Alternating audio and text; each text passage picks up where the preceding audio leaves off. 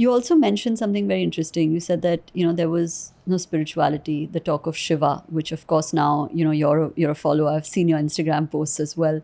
Talk to me a little bit about that, because I'm a believer and I love speaking about this. I'm a lover. Yeah, okay. You're a He's lover. the love of my life. Not believer. We've had people on the show also go into very many depths of the Shiva philosophy. So I'll leave that to you and to discuss that further.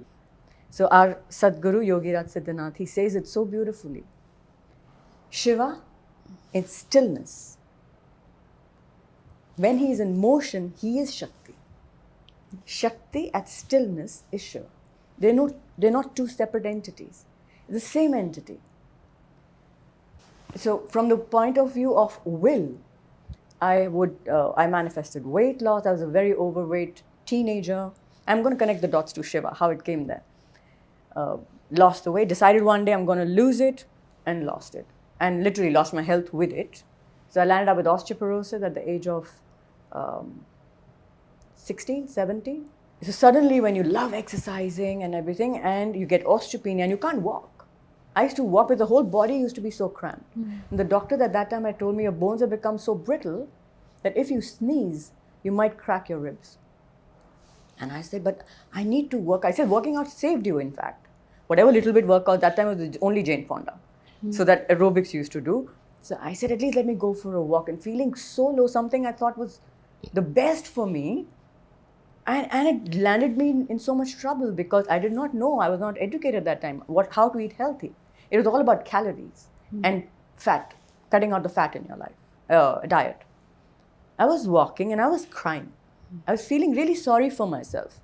And I'm a number one, so I usually don't usually feel sorry for myself. So I was walking and I was crying, feeling sorry that I can't walk. It is embarrassing that you can't walk. I used to walk with a limp. And suddenly, and this is how divine intervention happens. And you are aware that something is speaking to you, some situation is speaking to you. And there was this group of kids who were running on the road. And there was this one kid who was on crutches. And of course, there was polio. And one leg was shorter than the other.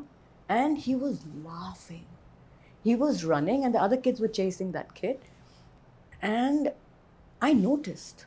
I could have just walked past. But when there's grace, there's divine intervention, you notice. And it sticks. And I stopped. I said, oh my God, I know my issue. And I know in 6 months I'm going to be fine. Because the calcium started, the vitamin D started, diet changed. And this kid is going to be like this for the rest of his life.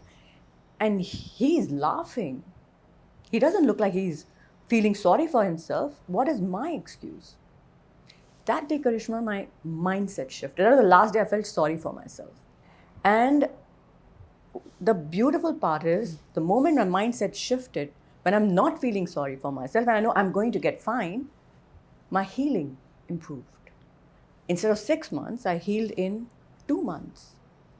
And then my father, who was an epitome of health for me, would eat the same home-cooked food day in and day out, no excesses, almost no vices, very fitness conscious, could go for a walk, not even doing that extra, going for a walk, perfect ideal body weight, would sleep at 9:30, 10, wake up in the morning at 6, work, come home, that's it.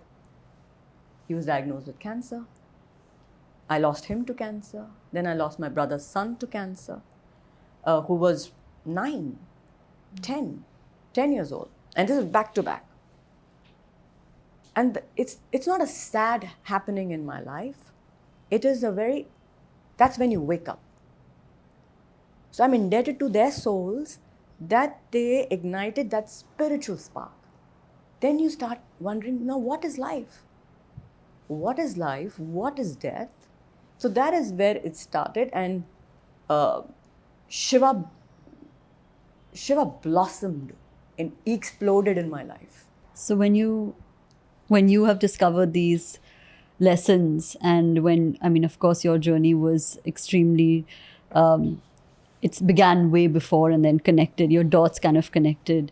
when you discovered, Shiva and what he stands for in your life, because I've seen that you also feel very passionately about this, how do you kind of use those lessons to disseminate them, right, in everything that you teach? Do your physical work, do your work, try to build your name, get famous, whatever it is. But at the end of the day, it's not going to last. Today I have an advantage of the physical body, looking the way I do, being fit, or whatever it is. Tomorrow there's going to be another 20-year-old, 25-year-old, who's again going to be the so-called name in fitness or whatever it is. You have to accept it, because after a point there is only so much that you can do, and both of us don't believe in leaving a legacy. I don't understand the concept of that. It's over. Your story is over. You've moved on. You've gone. I mean, where God knows, but we don't. So what's the point in trying to build something which is not going to give you peace in this life? And till the last day, you're worried about your name, your fame, your bank account. It sounds very serious, and some people think, why are you talking so serious? But it is the truth. It is the truth. You're gone, and nothing is going to be there. So even now, enjoy what you have, but don't lose perspective of what actually matters.